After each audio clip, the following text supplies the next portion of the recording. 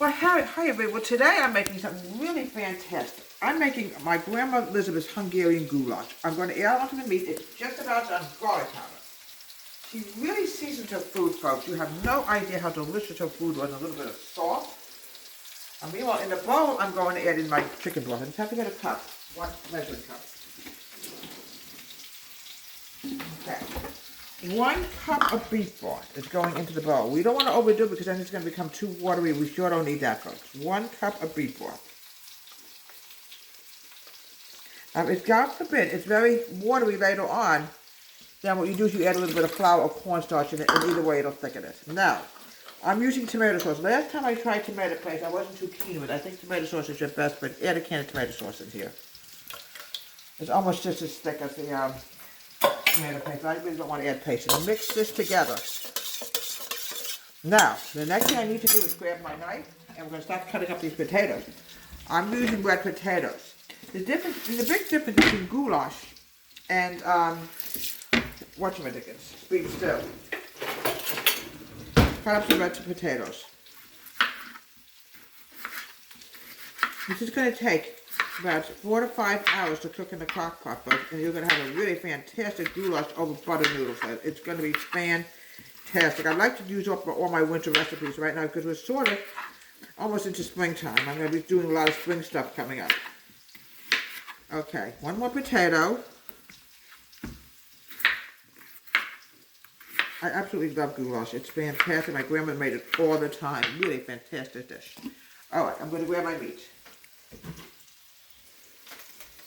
I'm going to put it into the crock pot. Here we go.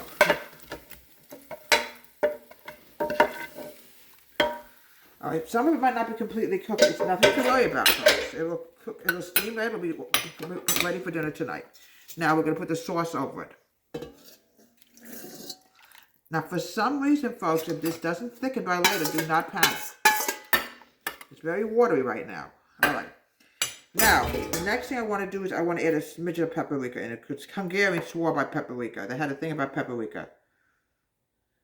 A little bit of paprika is going to really give it a delicious flavor. Okay. Now, we're going to cook this. We're going to put the potatoes in. I almost forgot to put the potatoes in. I'm not with it today, folks. Okay. Mix this together.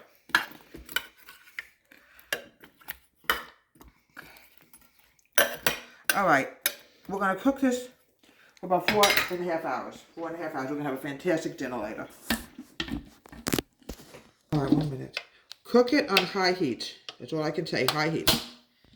Here we have delicious, wonderful Hungarian goulash. One thing I have to recommend, add a tablespoon of sugar into it. You want to get it sweetened up. Here we go. You don't want to over-sweeten it either, but it gets a little tanginess in it. It was made by my Grandma Elizabeth, and my Grandma Elizabeth had a thing about wonderful, you have to add paprika into this. Now, the next thing is I got to grab my noodles. This is going over some noodles, buttered noodles. Put a little bit of salt and butter in here. Here we go. Get yourself with rolls. My Grandma Elizabeth always served it with rolls. There we go. A nice thick sauce. Oh, look how beautiful that is, folks. Look how beautiful that is. This is a wonderful, delicious Hungarian goulash. You don't have to add any thickening agent in here. It thickens by itself. And here we have a delicious, wonderful Hungarian goulash. Came from Hungary, from Grandma Elizabeth. Deborah, tell me, have a great day. Please subscribe to my wonderful YouTube channel.